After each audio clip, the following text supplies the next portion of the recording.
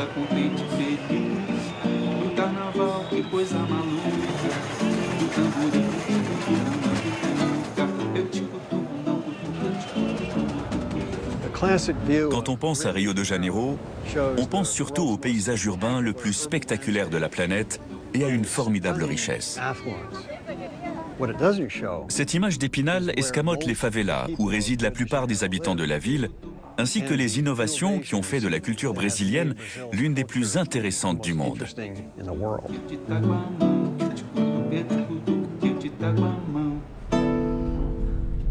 Parmi ces innovations figure la musique née dans les favelas. Mauricio Maestro est un musicien célèbre de Rio de Janeiro. Et il incarne l'âme de la samba, comme seul peut le faire quelqu'un qui est totalement immergé dans cette culture.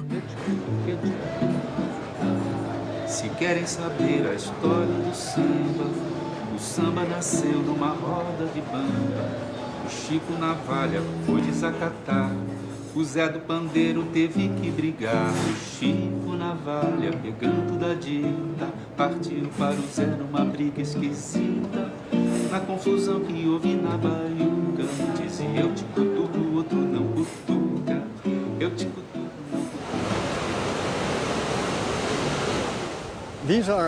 Voici les plages de Leblon et d'Ipanema, où vivent les Brésiliens les plus aisés.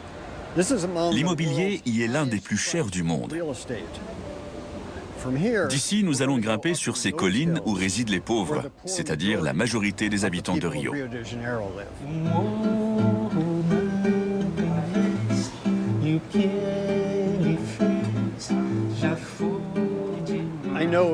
Vous êtes né et vous avez grandi en Arizona. Comment êtes-vous arrivé au Brésil? J'ai épousé un Brésilien. C'est une bonne raison. Oui. Mon amie Kate Lira est une top modèle et une actrice célèbre au Brésil. Partout où elle va, les gens la reconnaissent. Depuis des années, elle se passionne pour la culture de Rio de Janeiro et elle est devenue une vraie spécialiste des favelas. Certaines parcelles sont squattées depuis si longtemps que leurs occupants ont qualité de propriétaires. D'autres appartiennent à l'État. Ça doit être compliqué. Il n'y a pas de cadastre. Non. Les gens construisent où ils peuvent et au fil des ans, ça devient un vrai quartier. Mais il n'existe aucun découpage légal. Absolument. Essayer de contrôler tout ça après coup pose d'énormes problèmes. Que fait le gouvernement pour les favelas? Depuis, disons, 15-20 ans, ils développent un important programme appelé Favela Bairro, la favela quartier. L'idée, c'est d'assurer les services de base, ramassage des ordures, fourniture d'eau potable, assainissement, etc. Mais les maisons sont entassées les unes sur les autres, ce qui rend les choses très difficiles. Imaginez que quelqu'un doive distribuer le courrier. Du haut de la colline jusque tout en bas. C'est impossible. Même le ramassage des ordures pose problème. Les gens peuvent laisser leurs poubelles à certains endroits qui sont accessibles par camion. Partout ailleurs, il faut se déplacer à pied. Installer un égout, c'est un cauchemar. Alors les eaux usées s'écoulent à ciel ouvert. Faire venir l'eau, ça doit être difficile aussi. Avant, les femmes remplissaient d'eau un gros pot de peinture qu'elles posaient sur la tête. Et elles remontaient la colline avec. Actuellement, la plupart des favelas comptent entre 1 et 10 cybercafés. Les enfants sont très doués pour tout ce qui est Internet et téléphone portable. Tout le monde ici a un portable. Les favelas de Rio de Janeiro ont vu le jour il y a quelques 150 ans, comme conséquence des conflits qui ensanglantaient le pays, dont une guerre avec le Paraguay et une guerre civile. À l'issue des combats, des milliers de vétérans se sont retrouvés complètement démunis et sans nulle part où aller. Le gouvernement les a acheminés jusqu'à Rio, où il les a abandonnés à leur sort. Les vétérans se sont peu à peu établis, colonisant la colline malgré ses pentes vertigineuses. Très vite, ils ont été rejoints par d'anciens esclaves, dont certains fugitifs. Ils ont appelé l'endroit Favela du nom d'un grand arbuste épineux et d'une colline qui avait joué un rôle crucial durant la guerre civile de Canudos. Ces hommes se sont installés sur une terre dont personne ne voulait et ils y sont restés. Dans les décennies qui ont suivi, des paysans sans terre et des pauvres sans travail ont eux aussi afflué à Rio de Janeiro, venant grossir les favelas déjà pleines à craquer et construisant leurs maisons quasiment les unes sur les autres.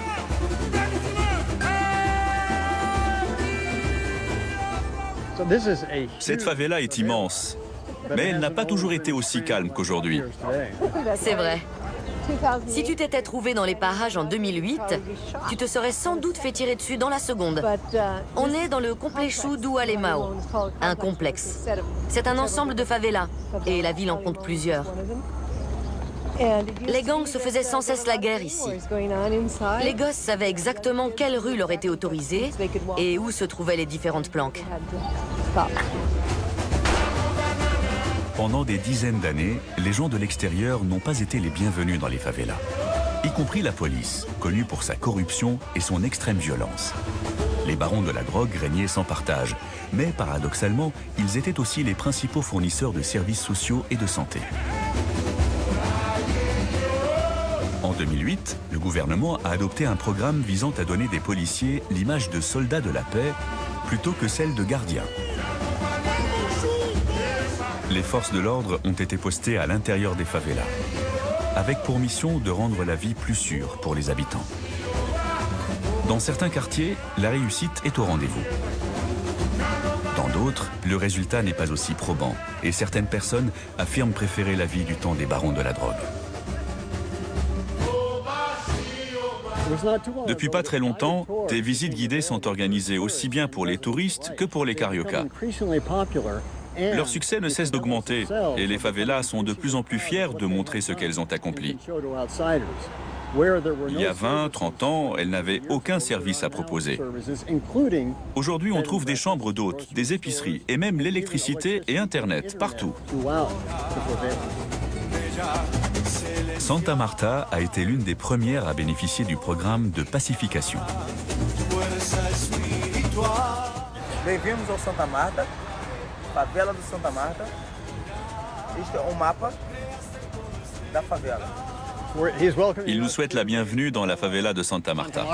Et voici un plan où on distingue chaque construction. Le projet Rio Top Tour à Santa Marta a été lancé par le gouvernement de l'État de Rio au mois d'août 2010. Son objectif est d'assurer la formation des habitants de la favela à des activités liées au tourisme, au commerce et à la gastronomie, pour qu'ils puissent devenir des guides touristiques officiels. Ok, on grimpe. Avec le funiculaire, c'est plus facile d'arriver là-haut. On redescend à pied, c'est tout. Génial. Le retour se fait à pied, oui. Pour les genoux, c'est mieux. Notre guide s'appelle Gilson Fumassa et il a emprunté cette rue des milliers de fois. Dans la favela, tout le monde le connaît. Santa Marta e uma frase que me gusta muito. Os ricos querem a paz para continuar ricos. Nós queremos a paz para continuarmos vivos. Elle est belle, la phrase qui est écrite sur cette fresque murale.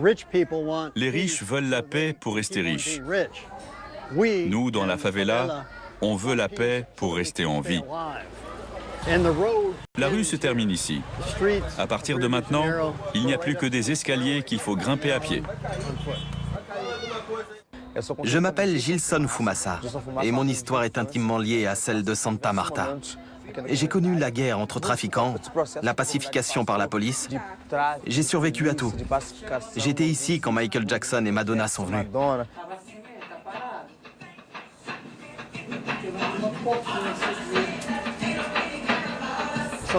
Santa Marta se trouve dans la zone sud de Rio de Janeiro. Elle existe depuis 70-80 ans. Elle a été construite du haut vers le bas. Et c'est la première favela de la ville à avoir été pacifiée. Avant, les forces de l'ordre avaient une image très négative. Elles débarquaient, arrêtaient les gens, leur tiraient dessus et repartaient. Là, ça fait bientôt 6 ans qu'on bénéficie d'une police de proximité. 123 policiers répartis entre 3 commissariats se relaient pour assurer la sécurité des habitants. La différence entre Santa Marta et les autres favelas, c'est que l'accès en voiture y est impossible. La rue se termine ici. Après, il n'y a que des escaliers et des ruelles. Toutes les maisons ont l'électricité, l'eau et aussi un numéro. Et ce numéro est important, parce qu'il signifie que le terrain appartient à l'occupant. Avant, les services les plus basiques manquaient ici. Il n'y avait pas de coiffeur. Pour se faire couper les cheveux, les gens devaient descendre tout en bas. Il n'y avait pas non plus de magasin d'alimentation, ni de vendeur de tongs, la chaussure nationale du Brésil. Dans la favela, on a l'esprit d'entreprise chevillé au corps. L'économie souterraine s'officialise peu à peu. Il y a plus d'une centaine de petits business comme celui-ci inscrits au registre du commerce. Ça signifie qu'ils participent à la vie économique du pays et que leurs propriétaires pourront obtenir des prêts pour se développer.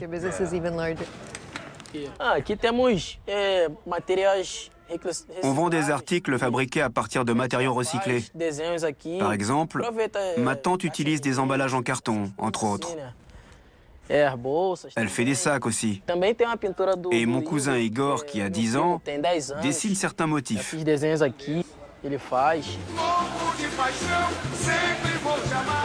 Gilson me dit que depuis que les commissariats ont été implantés il y a 6 ans, il n'y a plus aucun échange de tirs.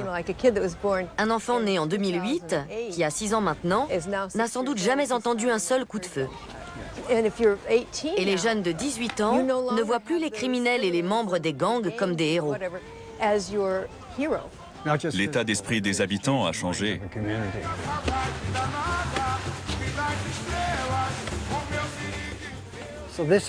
Ça, c'est le bon granit bien dur qu'on trouve partout à Rio.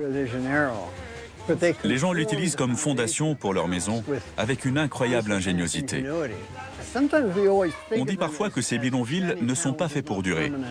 Voilà qui prouve le contraire.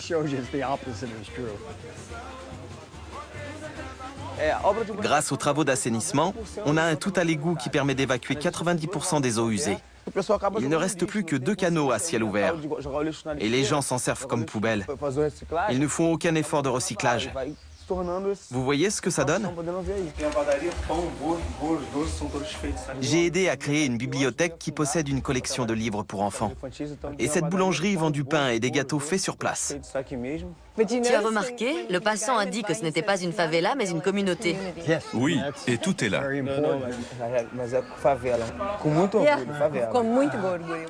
Gilson est très fier de sa favela.